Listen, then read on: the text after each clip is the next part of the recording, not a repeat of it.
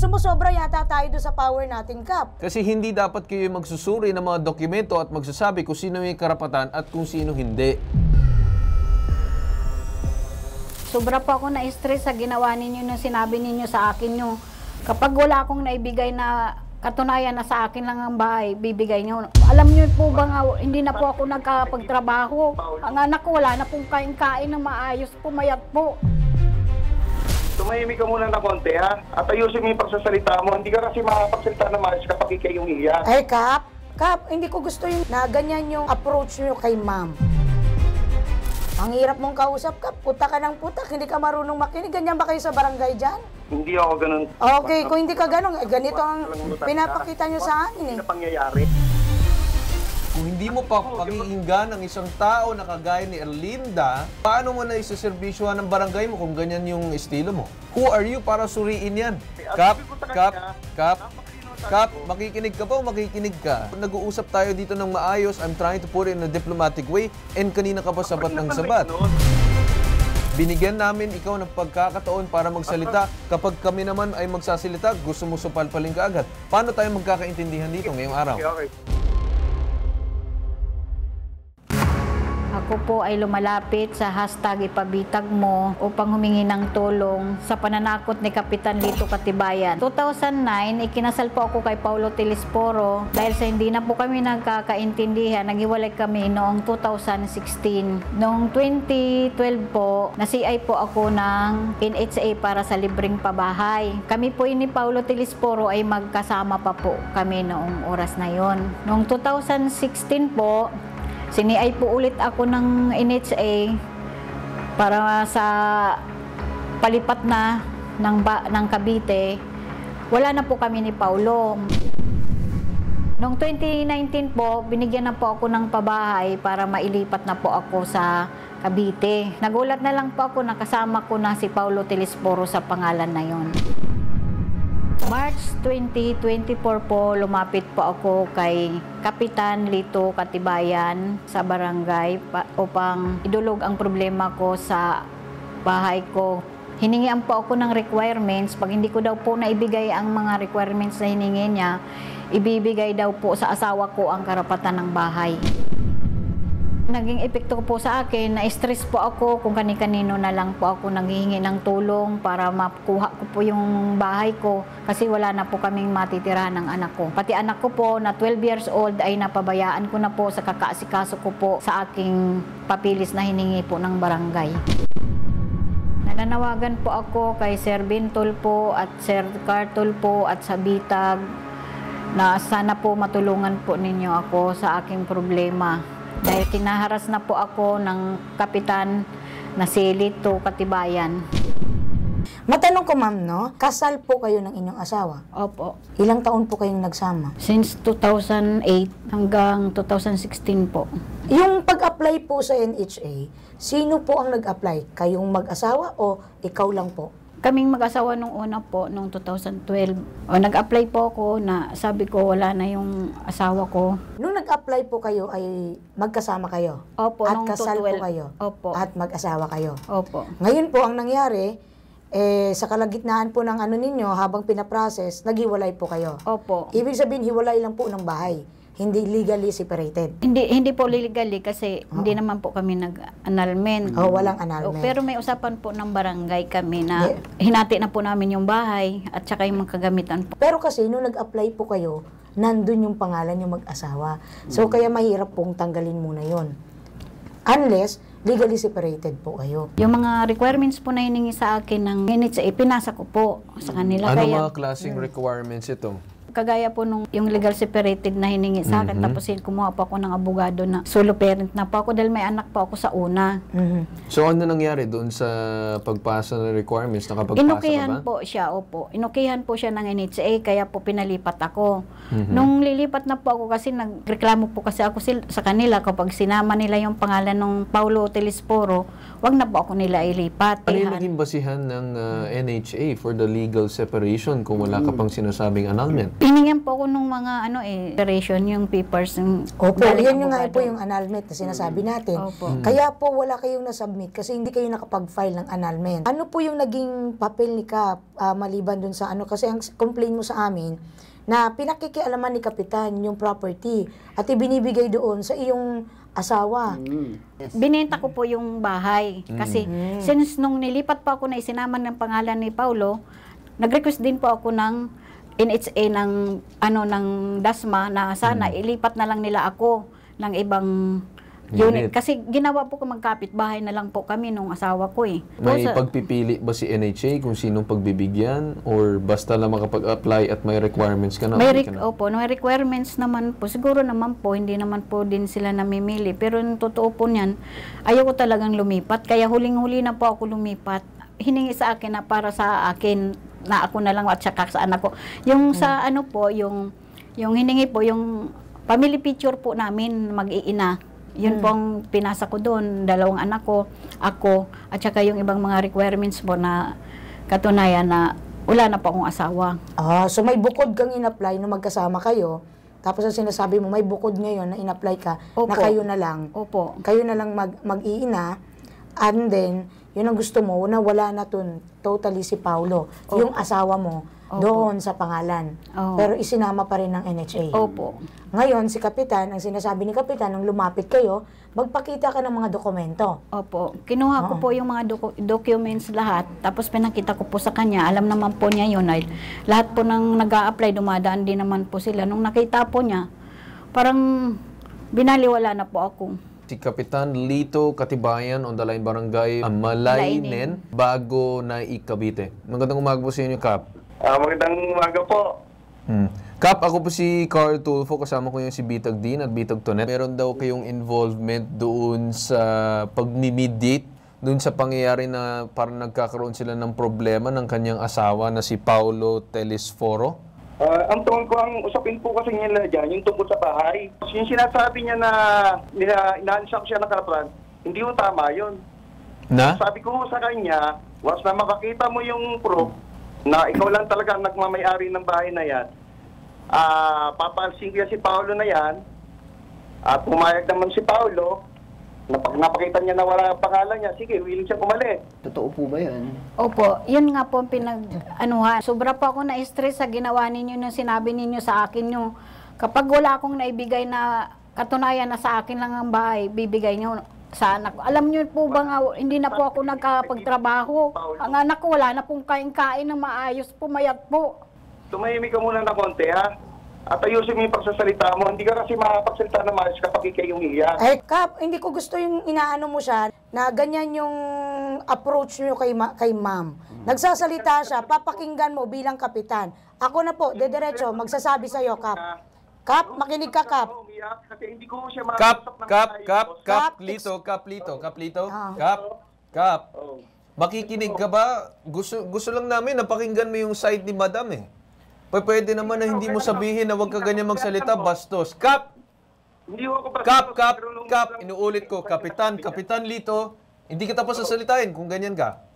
Isa kang public servant, you're a kapitan, dapat maninilbihan ka sa taong bayan. Kung hindi mo pa pakikinggan ang isang tao na kagaya ni Erlinda, paano mo na isaservisyohan ng barangay mo kung ganyan yung estilo mo? Mukha na may bias ka na dito eh. Wala akong sinasabing bias. Bakit mo na pinangangaralan ka agad si ma'am na bastos, ganito, ganyan? Bilang isang kapitan, dapat mahaba ang inyong PC at inyong pasensya. Kap, kanina ka pa nagsasalita. Makikinig ka ba o makikinig ka? Kap? Sige, makikinig ako sa inyo.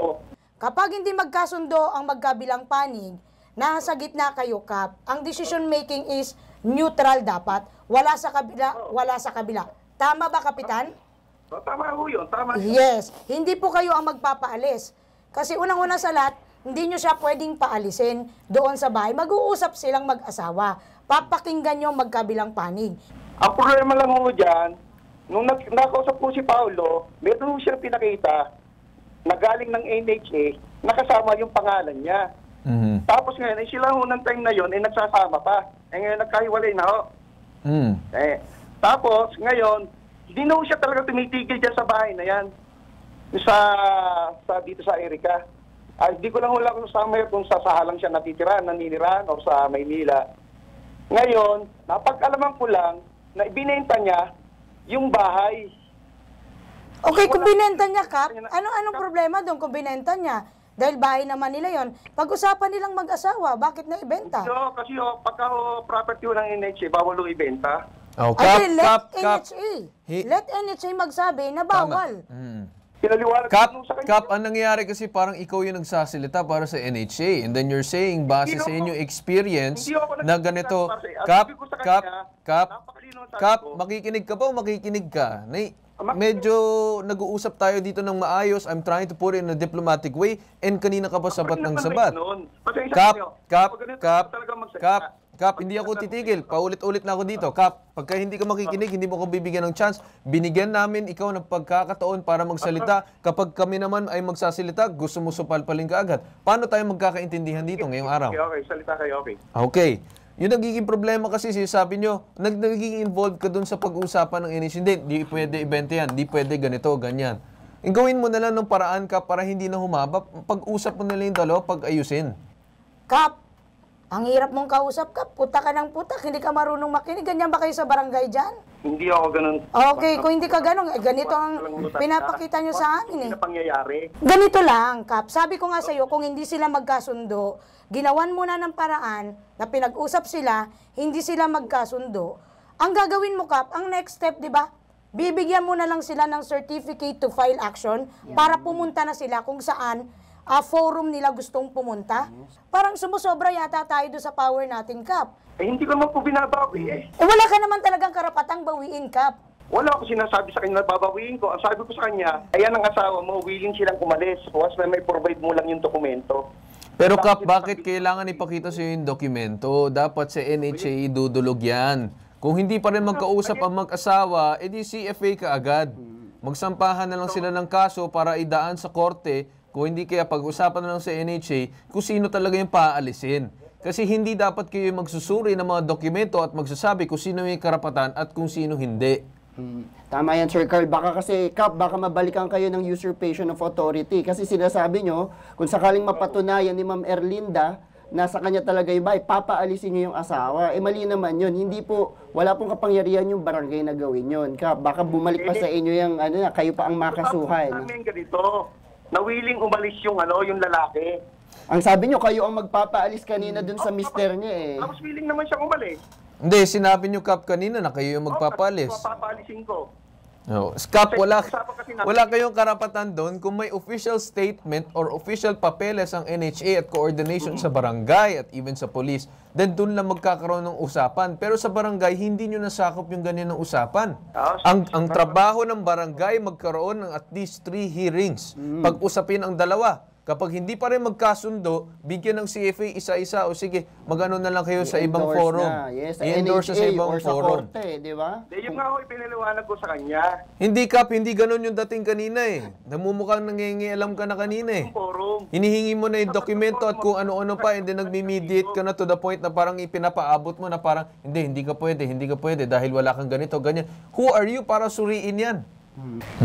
As long as kaya namin punta, kahit nakuha siya na 10 oras ng gabi, pupuntahan mo namin. Siyempre po, bukas dapat ang ating, tayo po'y public servant, wala pong oras. 24 oras dapat handa tayo. 24 oras tayo ngayon. Tama, Kap. 24/7 po tayo. Yes, kasi yan nga po yung sinumpaang tungkulin. Okay, ganito na lang, Kap, no? So, on the line ka lang muna. Kausapin muna namin yung abogado namin tungkol dito sa pwedeng ibigay na advice dito kay Madam Erlinda. Attorney, tama po ba ito na talagang ang nasa barangay ang nagdi-decide o hanggang saan lang dapat sila, attorney? Hindi po pwedeng magpaalis si kapitan ng babae na hindi makapagpalabas ng dokumento na walang karapatan si lalaki. Unahin po natin ang katotohanan. Wala pong kapangyarihan si kapitan upang magpalabas ng ganyang kasunduan, ng ganyang klase ng kautusan. Dahil, yung kautusan po yan, ang pagpapalis, nakalaan lamang po para po sa mga husgado, sa mga hukuman. Pagka po nag-issue si kapitan ng ganyang order, po, conduct and becoming of a public officer, grave abuse of authority, na po pwedeng maging daan sa ilalim ng Republic Act 7160.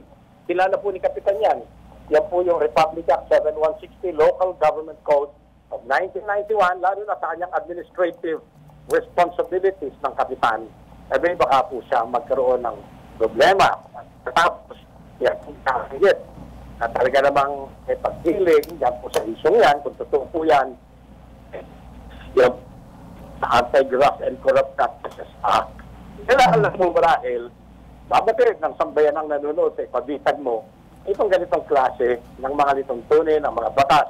Upang sa ganon, alam ng bawat Pilipino kung saan ang hangganan ng kanyang mga karapatan, kagaya po ni Kapitan. Kasi yun nga po yung pinupunto kanina ni Kapitan nga, na kung hindi daw po, kung talaga mapapatunayan ng complainant natin na siya may-ari, papaalisin niya daw yung dati niyang mister. Kami rin, concern naman din sa kanya kasi baka mamali siya at siya pa yung makakasuhan. At least naituwid po natin ngayon dito sa programa. Maraming salamat po, Attorney Batas. Yan po yan, no? Kaparaanan upang lahat magkaroon ng kasan. Huwag po ninyong mamasamain, kung kumikilos ang ipabitag mo, upang magkaroon ng pinutasan. Dahil yan po, ang mandato ni Ginoong Ben Tulfo, po sa Bansang Pilipinas. Maraming salamat po, Attorney Batas. Maganda yung sinabi ni Attorney Batas na gusto lang din namin magbigay ng linaw sa inyo, kaya kami nagdudulog Binibigyan namin ng respeto ang inyong tanggapan bilang isang barangay, kaya nga namin kinakausap kayo at binibigyan ng pagkakataon para mag-explain. Gano'n na lang kung magagawa na natin ang pangalmayos, ayos nyo natin. Okay. Yes.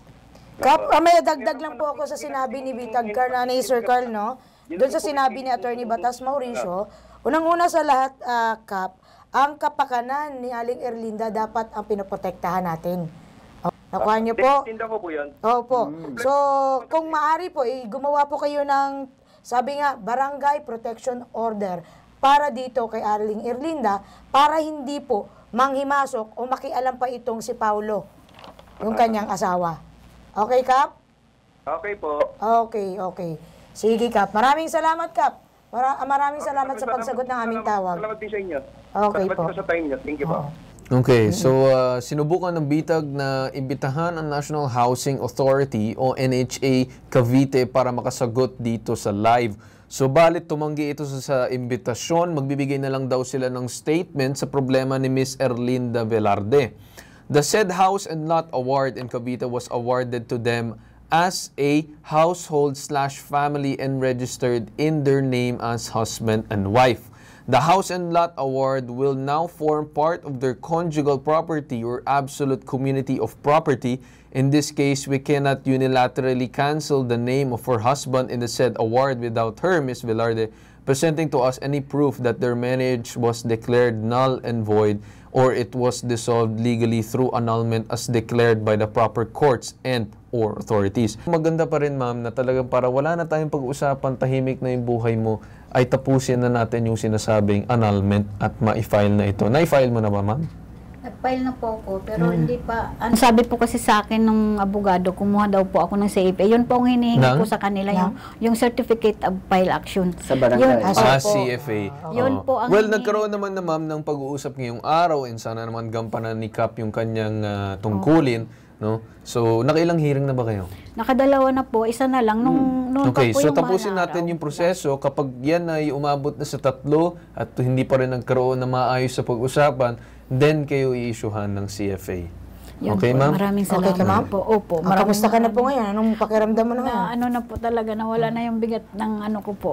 Puro kasi ako isip, hindi na po ako nakakapagtrabaho eh. Huwag ka masyado magpaka-stress. Sabi ko nga sa'yo, gaya ng sinabi ko sa'yo nung una, may anak ka. Yan nga po. Isipin mo yung bago yan, oo, kayamanan yan eh, yung bahay, pwede mong ipamana. Pero ano mo yung ipapamana mong bahay, kung ikaw naman ay nagkasakit na. So, mapabayaan mo yung anak. Diba? So, importante pa rin maging ina ka dun sa anak mo. No? So, huwag ka nang magpaka-stress kasi nakikita ko, stress na stress ka. Opo, stress po talaga. Ipagpag mo, magdasal ka, no? Unahin mo muna yung anak mo bago ang higit sa kung ano pa man. Ano po? Opo. Okay? Opo. Yung Maraming sarili salamat mo, po yung sa inyo. anak mo. Ha? Opo, opo. Okay po? Opo. Okay, na? so ma'am, nakuha mo na ba yung sagot ngayong araw na sana alam mo na yung susunod mong gagawin? Opo, sir. Okay. Na ano ko na po. Kapag si Kap ay pumalag pa at hindi kayo nasikaso na maayos, balik ka ulit sa amin. Okay, ma'am? Opo. Maraming salamat po sa inyo. Maraming salamat din, ma'am. Opo. Kaya ito ang nag-iisang pambansang sumbungan, tulong at serbisyong may tatak, tatak bitag, ilalaban ka at di kayo iwan. Ito ang hashtag, ibabitag mo.